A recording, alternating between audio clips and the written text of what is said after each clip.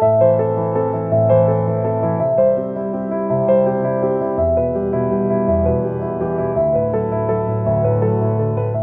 adat suku Muna, setiap anak perempuan yang akan memasuki usia remaja diwajibkan untuk menjalani tradisi pingitan atau karya. Biasanya dilakukan selama 4 hari 4 malam, 2 hari 2 malam, atau sehari semalam, tergantung kesepakatan antara penyelenggara karya dengan ketua adat atau pemantoto, dan bisa juga disesuaikan dengan tingkat sosial atau kasta dalam masyarakat Muna. Menjadi tanggung jawab bagi setiap orang tua di Muna untuk mendidik anak perempuan mereka dengan pengetahuan dasar sebelum memasuki masa dewasa dan kehidupan berumah tangga. Seperti dalam sebuah ungkapan filosofi orang tua Muna, Kadeki hopo lambu, ane paeho omandehao kafatawalahai rabu, yang artinya, jangan engkau menikah sebelum engkau memahami 4 penjuru sisi dapur. Budaya karya tidak hanya terbatas pada proses dan konsep urutan-urutan pelaksanaannya, tetapi yang penting adalah bagaimana pemahaman dan pendalaman nilai-nilai dari setiap sesi kegiatan dan simbol-simbol yang ada di dalamnya. Karya dalam pengertian kari, yang artinya sikat atau alat pembersih, yang mengandung pengertian secara filosofi yaitu merupakan proses pembersihan diri seorang perempuan menjelang dewasa atau peralihan dari remaja ke dewasa. Proses ini dilakukan dengan harapan bahwa seorang wanita ketika telah disyarati dengan ritual karya, maka dianggap lengkaplah proses pembersihan diri secara hakiki. Berdasarkan filosofi adat Muna bahwa ritual karya sebagai proses pembersihan diri, maka ritual ini sejalan dengan konsep pendidikan seumur hidup atau long life education. Hal ini dapat dilihat dalam proses upacara karya, bahwa pelaksanaannya bukan hanya sekedar upacara ritual, tetapi merupakan proses pembinaan mental, moral, dan perilaku agar kelak memperoleh benih-benih keturunan yang berakhlak mulia.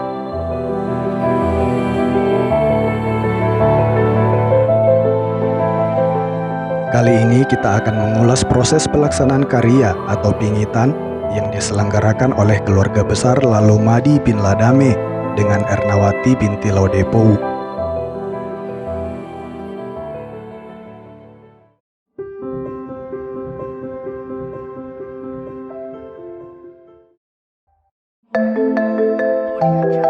Proses pelaksanaan karya dilakukan selama 2 hari, yang diikuti 12 peserta, terdiri dari parapu atau tuan rumah, yang merupakan anak pertama dari pasangan Lalomadi dan Ernawati. Selain itu juga peserta karya berasal dari keluarga besar yang bermukim di kota Bau-Bau dan juga keluarga besar yang berasal dari kota Raha. Proses pelaksanaan karya diawali dengan pengambilan air dari mata air oleh imam atau modi. Pengambilan air dilakukan sebanyak 2 jirgen dengan cara pengambilan yang berbeda, yakni pengambilan mata air yang menghadap ke timur bertujuan sebagai pembersih atau mensucikan bagi peserta karya, dan pengambilan mata air dengan menghadap ke barat yang bertujuan untuk menolak bala atau menghindarkan para peserta karya dari mara bahaya. Setelah pengambilan air, proses dilanjutkan dengan pengambilan bansa, mayang, pinang, dan kelapa sebagai salah satu syarat yang harus disiapkan pada saat pelaksanaan karya.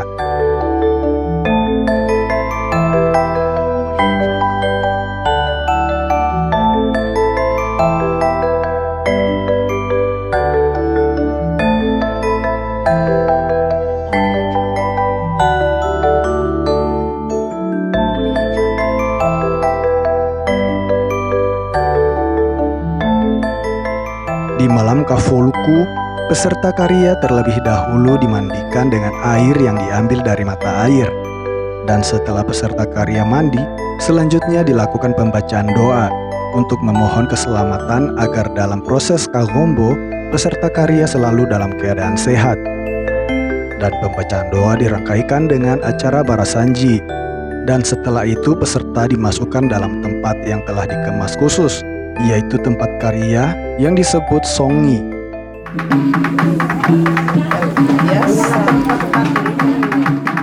Tahapan ini merupakan analogis bahwa manusia berada di alam arwah, yaitu tempat gelap gulita. Hanya Tuhan yang dapat mengetahuinya. Dan selama berada dalam songi, para peserta diberikan pesan-pesan moral maupun nasihat terkait dengan agama agar dapat menghadapi proses kehidupan dunia dengan baik.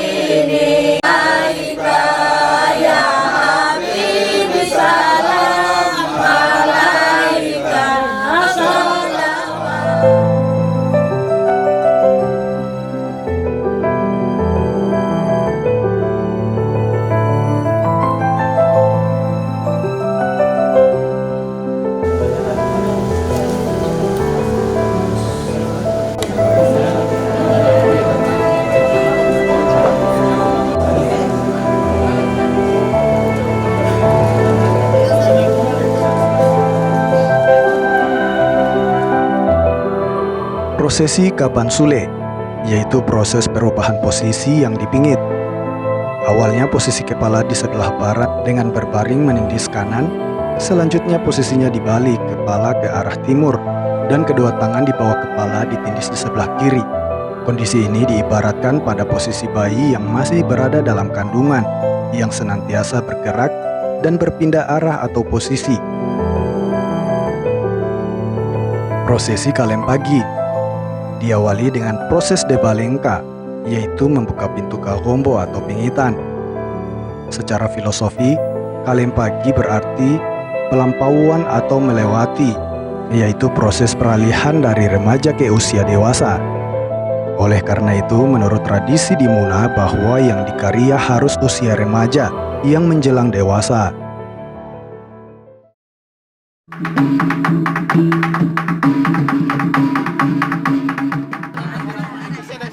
Kafo Sampu atau pemindahan peserta karya dari rumah ke panggung.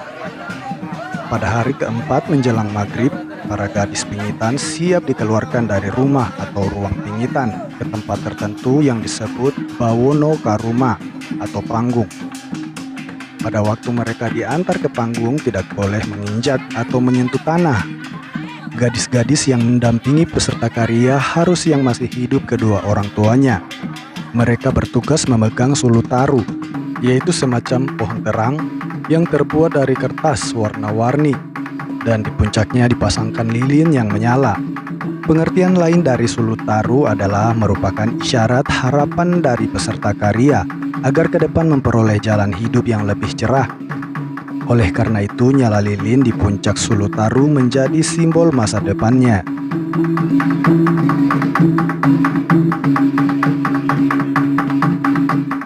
Katan Danowite, yaitu sentuhan tanah pada ubun-ubun, dahi dan selanjutnya seluruh persendian hingga pada telapak kaki para peserta karya. Setelah rangkaian acara selesai, maka pemantoto atau pemandu melakukan tari linda sebagai pendahuluan yang kemudian disusul oleh peserta karya secara berurutan, yang dimulai dari putri tuan rumah dan seterusnya disusul oleh peserta yang lain secara bergiliran berdasarkan urutan duduknya. Persembahan para Bu Afifah Fitriani binti Lalu Madi SPD saat ini sedang berlinda di atas panggung ini. Bagi keluarga yang ingin membuang sesuatu di atas panggung, kami persilakan.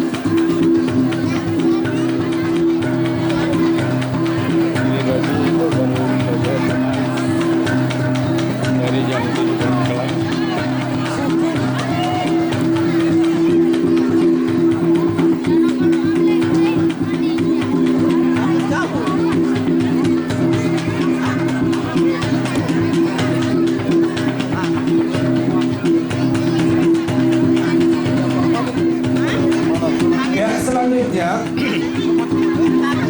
untuk segera bersiap-siap, Hairunisa binti Haji Kasim dari Kota Bau-Bau.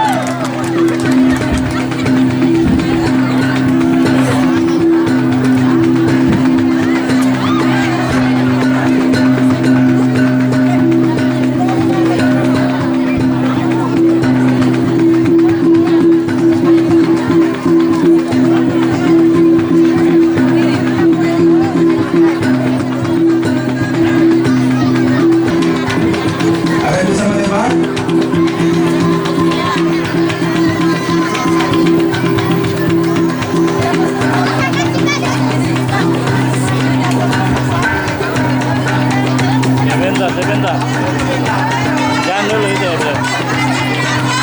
Iya. Apa jalanan saudara-saudara?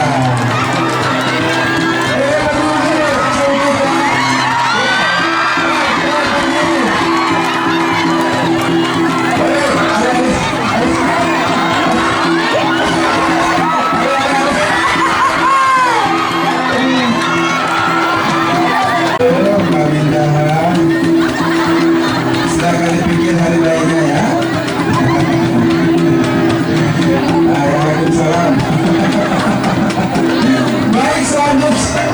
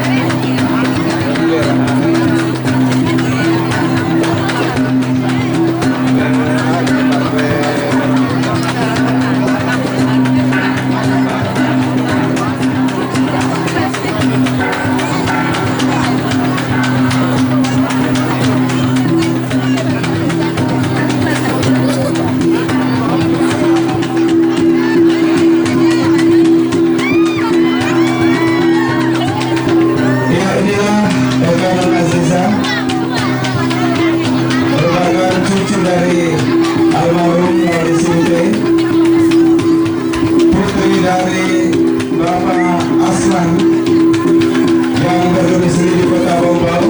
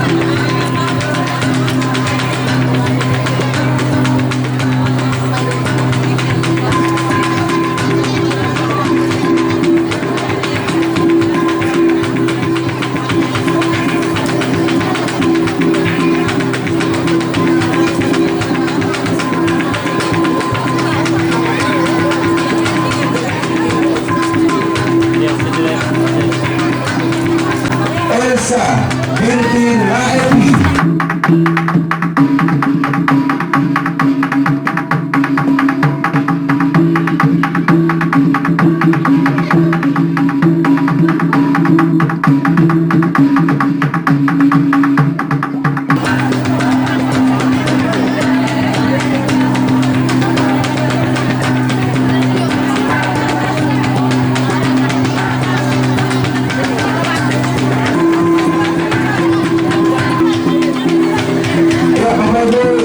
Dan juga pemirsa di mana-mana negara, itulah dari 12 peserta karya ataupun kegiatan pada malam hari ini yang diselenggarakan oleh keluarga Bapak Lalmadi SPD dan Ibu Ernawati.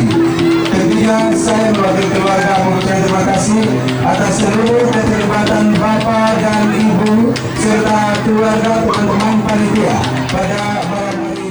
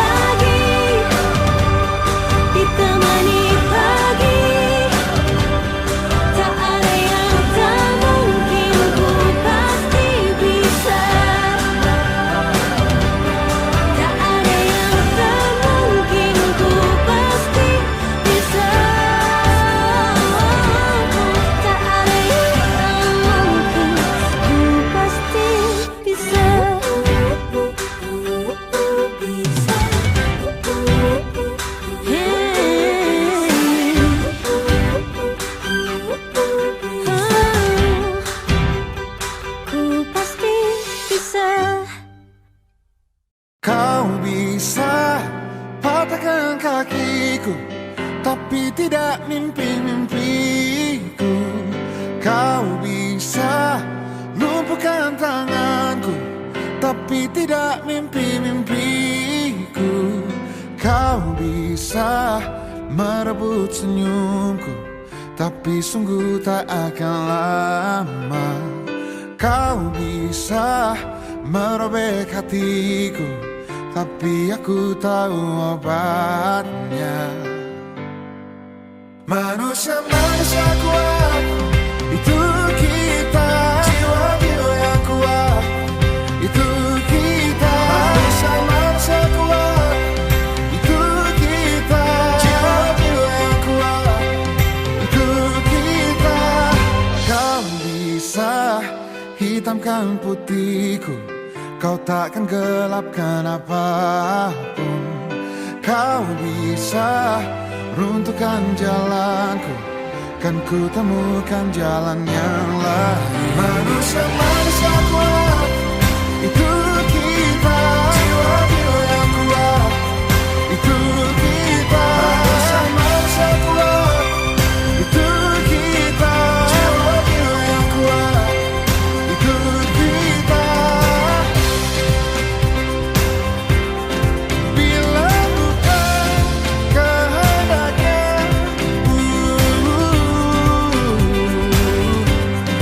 tidak satu pun jelasmu akan bawa bahaya.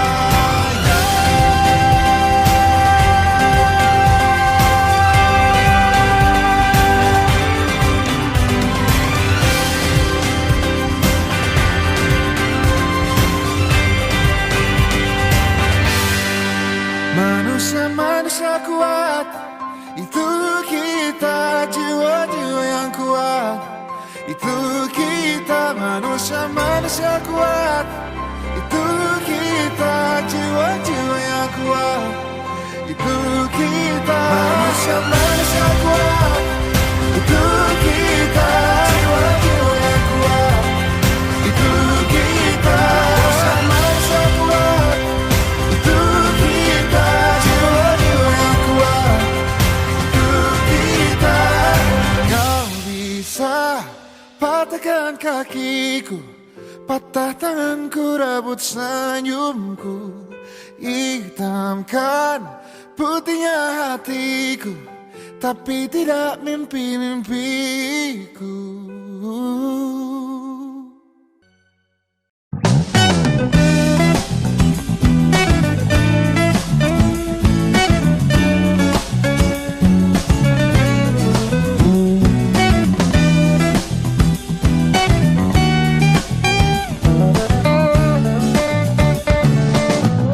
Mentari terbenam, temani dalam kesendirianku, temani aku dalam kepedihan ini, ku bertahan. Mentari terbenam, beri semangat baru untuk jiwaku, beri kicauan merdu untuk hidupku ini, ku bertahan. Aku pasti bisa menikmati semua dan menghadapinya. Aku yakin pasti bisa.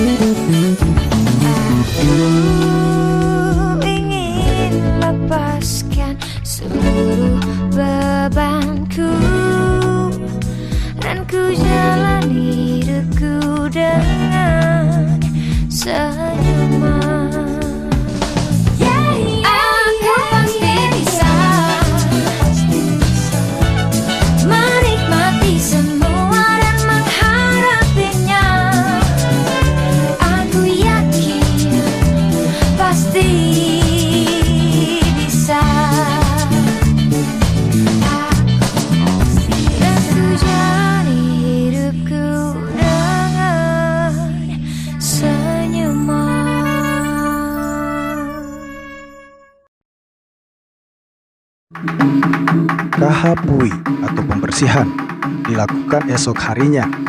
Setelah acara Kafo Sampu, diadakanlah acara Kahapui, yaitu acara ritual pemotongan pisang yang telah ditanam atau disiapkan di depan rumah penyelenggara acara karya. Pemaknaan pohon pisang dalam proses ini merupakan simbol bahwa kehidupan pisang yang silih berganti, bila dipotong satu maka akan tumbuh yang lain sebagai penggantinya.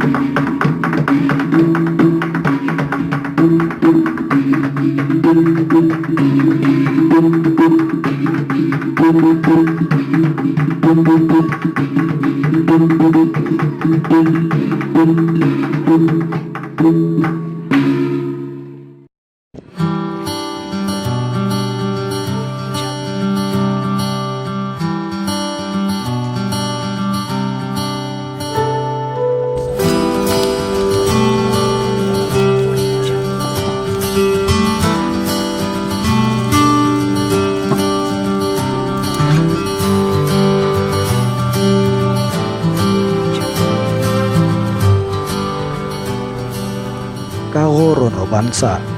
Sebagai penutup dari rangkaian acara upacara karya adalah Kahorono Bansa. Pada acara ini, bansa atau mayang, pinang yang dipakai untuk memukul-mukulkan badan peserta karya dihanyutkan ke dalam sungai. Filosofi dari acara ini adalah melepaskan segala etika buruk yang ada pada peserta karya.